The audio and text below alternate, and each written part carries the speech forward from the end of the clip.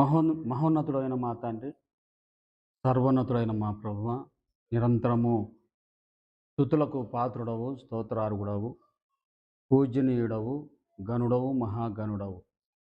దేవా, ఈ సాయంకాల సమయంలో నాయనా నీ సన్నిధికి వచ్చిన నీ పిల్లలను మీరు ఆదరించండి, బలపరచండి. నీ మాటల చేత ప్రభువా నీ బిడ్డలను ఆదరించి నడిపించండి. నాయనా నీ చోటున, నీ చాటున నన్ను మరుగుపరచి నీ బిడ్డలతో మీరు స్పష్టంగా మాట్లాడి తండ్రి మాకు కావలసిన సందేశమును ఆత్మీయ సందేశాన్ని మాకు అందించి మీరే మహిమ ఘనత ప్రభావాలు పొందమని ప్రభువా నీకే ఈ ఆరాధన అప్పజెప్పుకుంటూ యేసు క్రీస్తు నామమందు ఈ మనవులు అడిగిబడుకొని ప్రార్థిస్తున్నాను తండ్రి. ఆమె ప్రభు సన్నిధికి వచ్చిన ప్రియులరా, ప్రభువైన యేసు క్రీస్తు ప్రభుల వారు అనేక సంగతులు మనతో మాట్లాడుతూ ఈరోజు కూడా ఆయన సన్నిధికి వచ్చిన మీతో ఆయన మాట్లాడనై ఉన్నాడు. ఆయన గ్రంథంలో ఆయన మనకిచ్చిన పుస్తకంలో, పరిశుద్ధ గ్రంథంలో యెషయా ప్రవక్త గారు యెషయా గ్రంథంలో రాయించిన మాట. యెషయా గ్రంథము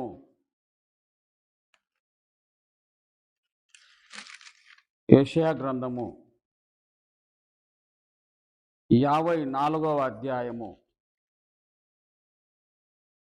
యెషయా గ్రంథము 54వ అధ్యాయము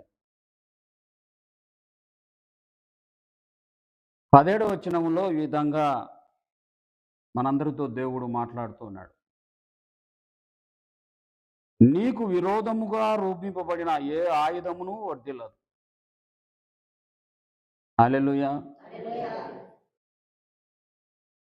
దేవుని నమ్మి దేవుని సన్నిధికి వచ్చిన నీతో ఆ ప్రభువు మాట్లాడుతున్న మాట ఏంటంటే, నీకు విరోధముగా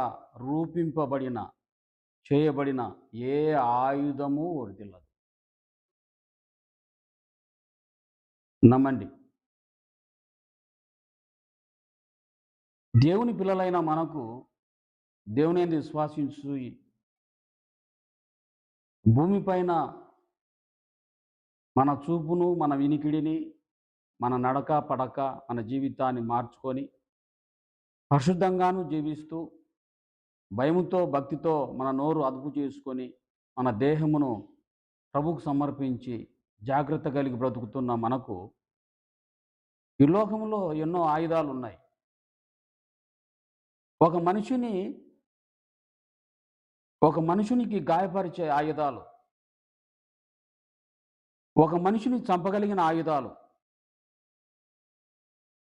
ఒక మనిషిని నొప్పి పెట్టగలిగిన ఆయుధాలు భూమిపైన ఉన్నాయి. కర్రతో చేసిన ఆయుధాలు ఉన్నాయి. ఒక మనిషిని గాయపరచగలిగిన ఆయుధాలు, చంపగలిగిన ఆయుధాలు, కర్రతో చేయగలిగిన ఆయుధాలు ఉన్నాయి. రాళ్లతో చేయగలిగిన ఆయుధాలు ఉన్నాయి. ఇనుముతో చేయగలిగిన ఆయుధాలు ఉన్నాయి. ఈ ఆయుధాలు భూమిపైన మనల్ని గాయపరుస్తాయి, నొప్పిని కలిగిస్తాయి, చంపగలుగుతాయి. అయితే ఈ ఆయుధాలు శరీరానికి నొప్పిని, బాధను కలిగిస్తాయి. ఆ గాయము మానిపోయిన తర్వాత ఆ యొక్క ఆయుధము చేసిన నొప్పి, ఆయుధము చేసిన బాధ నివారణ అవుతుంది ఆ గాయం మానిపోయిన తర్వాత. అయితే ఒక ఆయుధం ఉంది. ఆ ఆయుధము చాలా షార్ప్గా ఉంటుంది, చాలా లోతుగా దూరుతుంది. అది శరీరానికి గాయములు చేయదు, అది లోపట హృదయాన్ని గాయపరుస్తుంది. అది శరీరాన్ని హాని కలిగించి గాయపరిచి చంపదు, కానీ మనిషినిలో ఉన్న లోపట ఉన్న ఆత్మను చంపేస్తుంది, బాధిస్తుంది. అదేంటంటే సామెతల గ్రంథంలో ఒక మాట అంటాడు. సామెతల గ్రంథకర్త సొలొమోను 12వ అధ్యాయం, సామెతల గ్రంథం 12వ అధ్యాయం 18వ వచనంలో, కత్తిపోటు వంటి మాటలు పలుకువారు కలరు.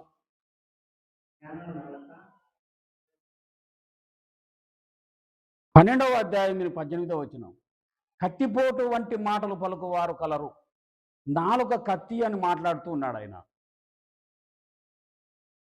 ఈ నాలుక కత్తి చాలా పదునైంది.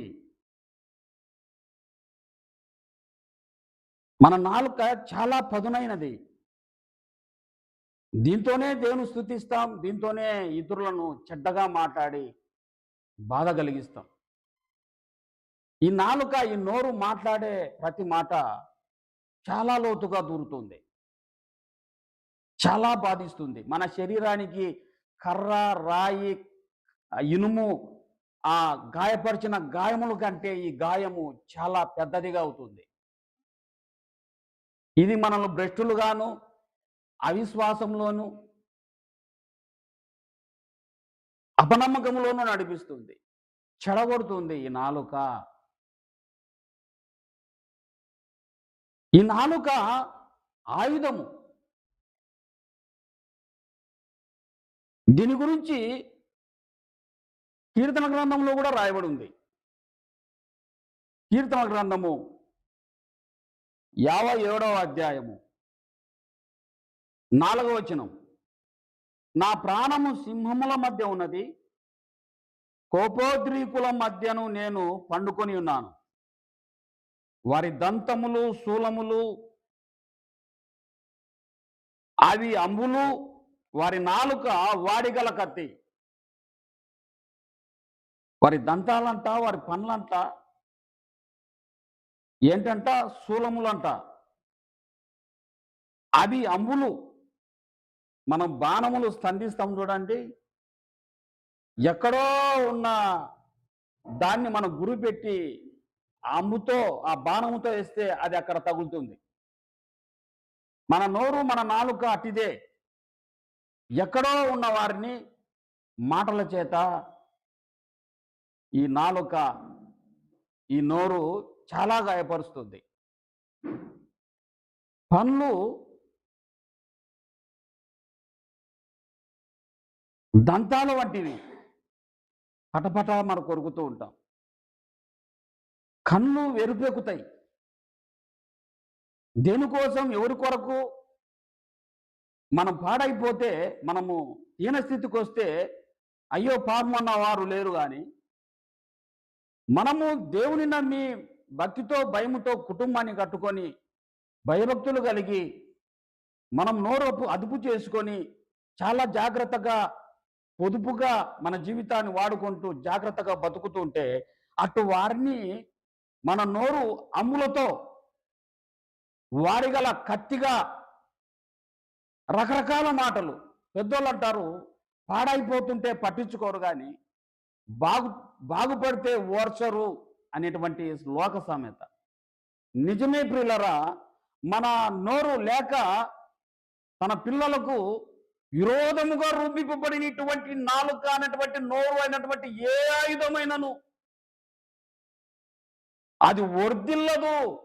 దేవుని నమ్మిన నీకు ఇటువంటి మాటలు పని చేయవు. ఇటువంటి మాటలు ప్రభువు నీ లోపటికి పోనివ్వడు. ఆయన చెప్పే ప్రతి మాట ద్వారా నువ్వు ఆదరించబడి ధైర్యం పొంది ప్రభును చూస్తావు తప్ప ఇట్టి మాటలకు నువ్వు అధైర్యపడవు, భయపడవు, కృంగిపోవు.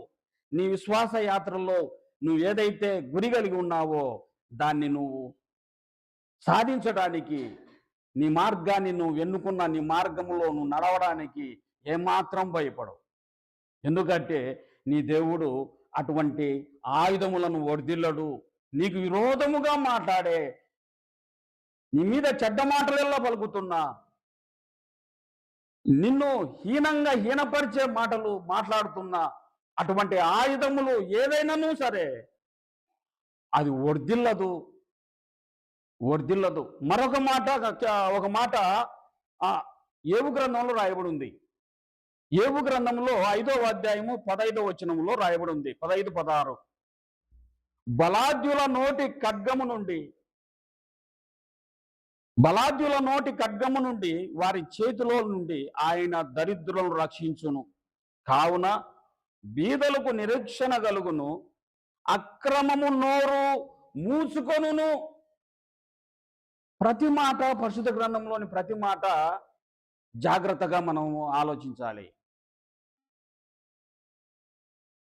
పరిశుద్ధ గ్రంథంలో రాయించిన ఏ మాటైనా నిరర్ధకము కానేరదు.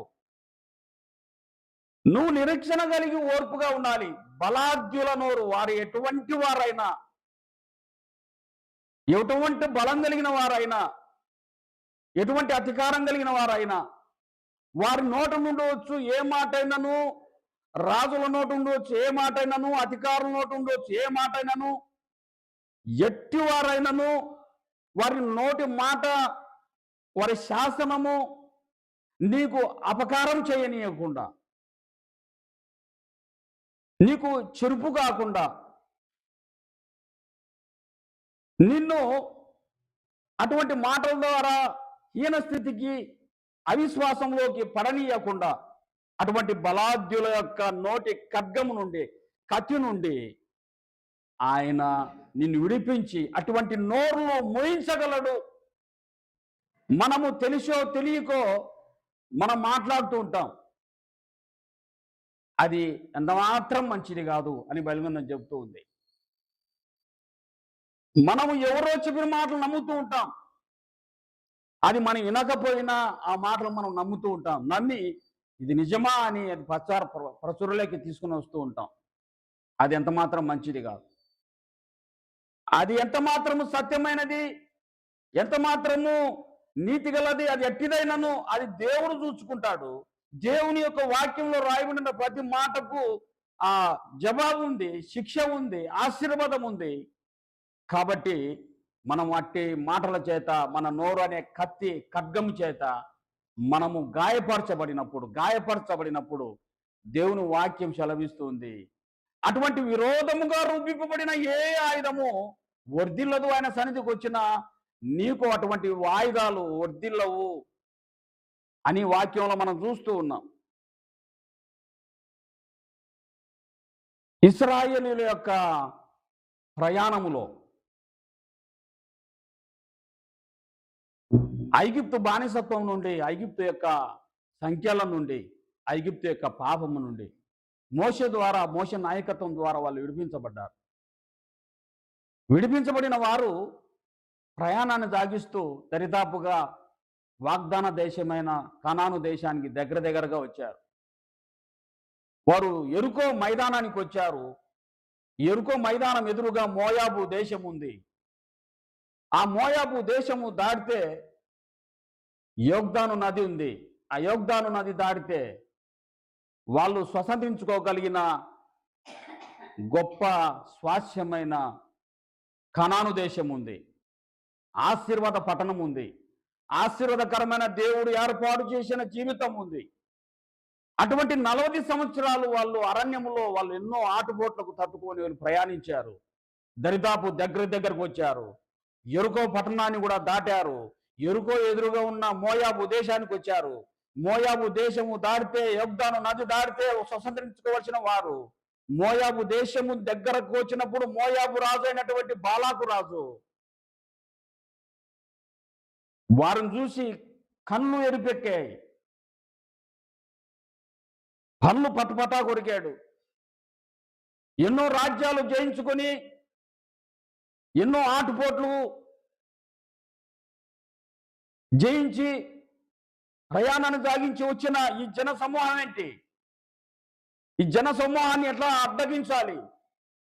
నా రాజ్యం నుండి నేను పోనివ్వను, దీన్ని నిలవరించాలి, దీన్ని అడ్డగించాలి.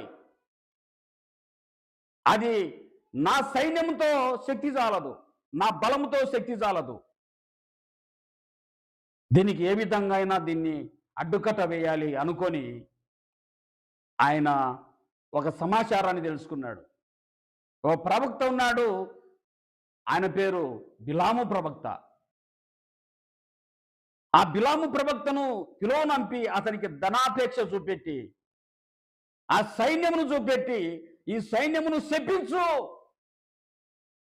నీ నోటితో ఏది పలికినను, నీ నోటి ద్వారా ఏది బయటకు వచ్చినను, నీ నోరు మాట ఆ ప్రజల పైన, ఆ జనం పైన, ఆ కుటుంబం పైన, ఆ వ్యక్తి పైన కొనసాగుతుంది. కాబట్టి నీవు నోటితో ఆ జనమును శపించమని బిలాము ప్రవక్తను, ఒక గొప్ప బలాఢ్యుడైన గొప్ప ప్రవక్త అయిన బిలామును ఏర్పాటు చేసుకున్నాడు. ఆ బిలాము ప్రవక్త శపించడానికి పూనుకున్నాడు. అతను శపించాలనుకున్నప్పుడల్లా, అతను నోరు తెరిచినప్పుడల్లా ఆశీర్వాదకరమైన మాట వస్తూ ఉంది. వాళ్ళు శపించాలని తను నోరు తెరిస్తే అది ఆశీర్వాదకరంగా మాట్లాడుతుంది. సంఖ్యాకాండంలో ఈ విషయాన్ని మనం చూస్తాం. సంఖ్యాకాండము 23వ అధ్యాయము, సంఖ్యాకాండం 23వ అధ్యాయము 8వ వచనం చూడండి. బిలాము ఏమంటున్నాడో, ఏమని శపింపగలను, దేవుడు శపింపలేదే, ఏమని భయపెట్టగలను, దేవుడు భయపెట్టలేదే, నేనేం విధంగా శపించాలి, దేవుడు శపించలేదు, వారిని ఆశీర్వదించాడు. నేను శపించాలనుకున్నప్పుడల్లా, శపించాలని నోరు తెరిచినప్పుడల్లా దీవెనకరంగా వస్తుంది. నేను భయపెట్టాలనుకున్నప్పుడల్లా దేవుడు వారిని భయపెట్టలేదు, వారు ధైర్యంగా ముందుకు వెళుతున్నారు, వారు ముందుకు వస్తున్నారు. నేను ఏ విధంగా భయపెట్టగలను, ఏ విధంగా శపించగలను, దేవుడు నా నోట ఆశీర్వాద వచనం పెట్టాడు అంటున్నాడు. మొదటిసారి అయిపోయింది. రెండవసారిగా 11వ వచనం, 23వ అధ్యాయం 11వ వచనం సంఖ్యాకాండము. అంతటా బాలాకు బిలాముతో, నీవు నాకేమి చేసితివి, నా శత్రువులను శపించుటకు నిన్ను రప్పించి తిని, అయితే నీవు వారిని పూర్తిగా దీవించితివనెను. హల్లెలూయా. 12వ వచనం రాయబడింది, అందుకతడు, యెహోవా నా నోట ఉంచిన దాన్ని శ్రద్ధగా పలకవద్దా అన్నాడు. బాలాకంటా ఉన్నాడు, నిన్ను ఎందుకు నేను రప్పించాను, వారిని శపించడానికే కదా, నువ్వెందుకు వారిని దీవిస్తున్నావు? ఆయన దీవించమని నాకు సెలవిచ్చాడు, నా నోట ఉంచాడు, నేను దాన్ని మార్చలేను, నేను దాన్ని శ్రద్ధగా పలకాలి. ఆయన అంటున్నా, నువ్వు పూర్తిగా వారిని దీవిస్తున్నావే. చూడండి 19వ వచనం, 20వ వచనం చూడండి, 20వ వచనం చదువుతారమ్మా. ఇదిగో దీవించమని నాకు సెలవాయను, ఆయన దీవించను, నేను దాన్ని మార్చలేను. నీకు విరోధముగా రూపింపబడిన ఏ ఆయుధం వర్తిల్లదు.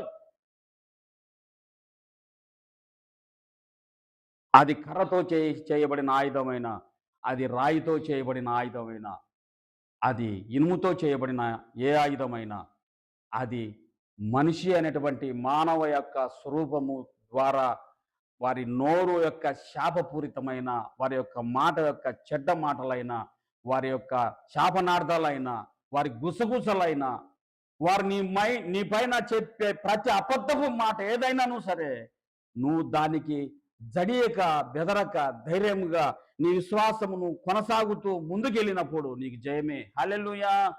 నీకు విరోధముగా రూపింపబడిన ఏ ఆయుధము వర్తిల్లదు. ఇశ్రాయేలీయులను ప్రవక్త అయిన బిలాము ద్వారా శపించి వారిని పతనానికి నాంది పలికించిన బాలాకు ఏర్పాటు చేసుకున్న బిలాము నోరును, వాడుకోవాలనుకున్న బిలాము నోరు వారికి, ఇశ్రాయేలుకు ఆశీర్వాదకరంగా మార్చబడింది. దేవుని సన్నిధికి వచ్చిన నీకు కూడా దేవుడు అటువంటి ఆశీర్వాదకరమైన మాటలు, అటువంటి ఆశీర్వాదకరమైన జీవితము, అటువంటి దీవెనకరమైన జీవితము దేవుడు నీకు ఇవ్వగలడు. నోటి నాలుక యొక్క బలము నుండి, వారి యొక్క శాపము నుండి, కత్తి కంటే పదునైన వారి యొక్క మాటల నుండి నిన్ను చాటు చేయగలడు. అటు వారి నోరును ముయించగలడు నీ దేవుడు. కాబట్టి అదరక బెదరక నీ శ్వాసయాత్రను నువ్వు కొనసాగించు. ఒకసారి యేసుక్రీస్తు ప్రభువు దగ్గరికి ఒక స్త్రీని తీసుకొని వచ్చారు. ఆమె వ్యభిచారమందు పట్టుబడిన స్త్రీ. యోహాను సువార్తలో రాయబడి ఉంది, 8వ అధ్యాయంలో రాయబడి ఉంది. ఆమె వ్యభిచారమందు పట్టబడిందని అనేకులు అనేక ఖడ్గం వంటి మాటల చేత ఆమెను గాయపరుస్తూ ఈమె వ్యభిచారం చేసింది, ఈమె తప్పు చేసింది, ధర్మశాస్త్ర ప్రకారంగా ఈమె రాళ్లతో కొట్టి చంపాలి అని ఆమెను యేసుక్రీస్తు దగ్గరకు వచ్చి నిలవబెట్టి ధర్మశాస్త్ర ప్రకారంగా మేము ఈమెను చంపాలి అని బోధకుడా నువ్వేమనే చెప్తావా అన్నాడు. యేసుక్రీస్తు ప్రభువారు నేలపైన ఏదో రాస్తూ ఉంటే పదే పదే పట్టుదల కలిగి ఆయనను వేధిస్తూ మాట్లాడుతూ వచ్చారు. ప్రియులారా, యేసుక్రీస్తు ఒక మంచి మాట అన్నాడు, మీలో ఎవరు పాపము చేయలేదు వారు మొదటిగా రాయి వేయమన్నారు. ప్రియులారా, వాళ్ళ హృదయం అంతా నరకబడి వాళ్ళ హృదయంలో ఆ పాపం ఏలెత్తి చూపించి వాళ్ళ హృదయంలో ఉన్న పాపము వాళ్ళు కనుగొని వాళ్ళందరూ చిన్నలు మొదలుకొని యవనస్తులు వృద్ధులు అందరూ కూడా ఆ రాళ్ళు వదిలేసి అక్కడ పారేసి వెళ్ళిపోయినారు. ఆ రాళ్ళు పట్టుకున్న ఆ రాయి ఆమె శరీరానికి తగులుతున్నప్పుడు ఆమెకు అంత బాధ అనిపించలేదు, కానీ ఆ రాళ్ళకు ఆమె భయపడలేదు, కానీ ఆమె మీద మాట్లాడుతున్న అనేకుల చెడ్డ మాటలు ఆమెకు చాలా బాధ కలిగించాయి. కురిగిపోతుంది, ఏడుస్తుంది. యేసుక్రీస్తు ఆమెతో ఒక మంచి మాట అన్నాడు, అమ్మా అన్నాడు. యేసుక్రీస్తు ప్రభువారు ఆమెను అమ్మా అన్నాడు. ఎవరు అనలేని మాటలు, ఇంతవరకు ఆమె అటువంటి మాటలు ఎప్పుడు వినలేని మాట, అమ్మా అన్న మాట, యేసుక్రీస్తు నోటి నుండి వచ్చిన మాట, ఆదరించగలిగిన మాట, ప్రేమించగలిగిన మాట. కాబట్టి యేసుక్రీస్తు ప్రభువారు అట్టి ఆయుధము నుండి, అట్టి నోటి మాటల నుండి నిన్ను చాటు చేసి అట్టి ఆయుధములు, అట్టి నోటి ఆయుధము అనేటువంటి దాన్ని వర్ధిల్లకుండా నేను చేస్తాను. నీకు విరోధముగా మాట్లాడే ప్రతి మాటను నేను ముగిస్తాను. నీకు విరోధముగా మాట్లాడే ప్రతి ఆయుధము వర్ధిల్లకుండా చేస్తాను. అది దీవెనకరంగా ఉండకుండా చేస్తాను. ఆ శాపం నీ మీదకి రాకుండా చేస్తాను. నువ్వు నన్ను నమ్మినడలా నా ఎద్దకు వచ్చినట్లయితే అటువంటి ఓర్పు నీకు దయచేస్తాను. ఏబు గ్రంథంలో మరొక మాట రాయబడి ఉంది. ఏబు గ్రంథము 5వ అధ్యాయము, ఏబు గ్రంథము 5వ అధ్యాయము 21వ వచనంలో ఒక మాట రాయబడింది. నోటి మాటల చేత కలుగు నొప్పి నీకు తగలకుండా ఆయన నిన్ను చాటు చేయును. ప్రళయం వచ్చినను నీవు దానికి భయపడవు. నోటి మాటల చేత కలుగు నొప్పి, అది చాలా నొప్పి, చాలా బాధ కలిగిస్తుంది. నోటి మాటల చేత కలుగు నొప్పి నీకు తగలకుండా ఆయన నీకు చాటు చేస్తాడట. ప్రళయం వచ్చినా భయపడవు నువ్వు. ఇవన్నీ పరిశుద్ధ గ్రంథంలో రాయబడినప్పుడు, ఇవి చదువుతున్నప్పుడు, ఏదైనా కొన్ని మాటలు మనకు తెలిసినప్పుడు, ఈ విధంగా నా గురించి అనుకుంటున్నారు, నా గురించి మాట్లాడారు అని ఎవరో ద్వారా తెలిసినప్పుడు అది లోనికి వెళ్లకుండా నా దేవుని కేటి మాటలు వచ్చాయి, నేను నమ్మిన నా ప్రభుకేటి మాటలు వచ్చాయి.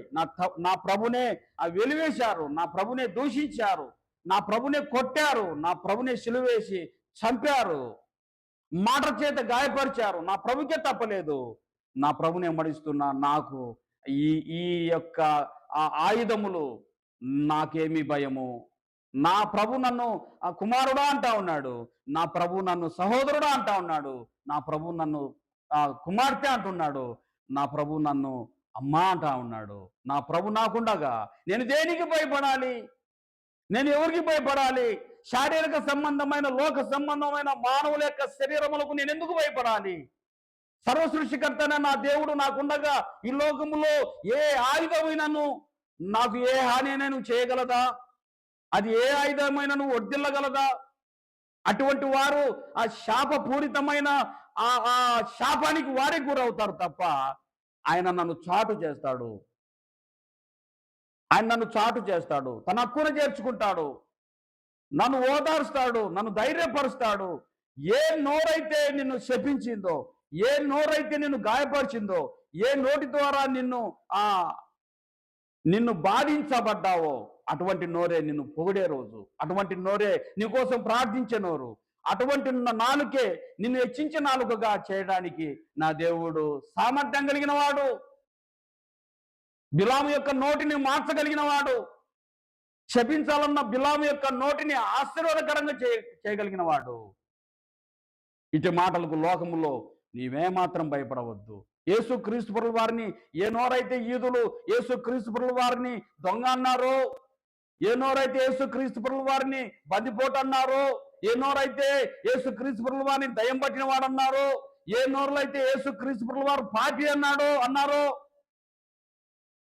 ఏ నోరైతే నువ్వు దేవుని కుమారుడు అయితే శిలువ నుండి దిగిరా అన్నారో, తన్ను తాను రక్షించుకోలేడు కానీ ఇతను రక్షించువాడట అన్నాడో, ఇతడు పరిశుద్ధుడట పాపిగాడా అన్నారో, అదే నోర్లు ఈరోజు అదే యేసుక్రీస్తు ప్రభువు వారిని స్తుతిస్తూ ఉన్నాయి, గణపరుస్తూ ఉన్నాయి, ఆరాధిస్తూ ఉన్నాయి. అదే నోర్లు ఈరోజు ప్రపంచవ్యాప్తంగా అదే నోర్లు వచ్చి పరిచయం చేసి, అవే నోర్ల ద్వారా ఆయన గణపరిచి, అదే వ్యక్తులు యేసుక్రీస్తు ప్రభువు వారికి హతసాక్షులై చనిపోతూ ఉన్నారు.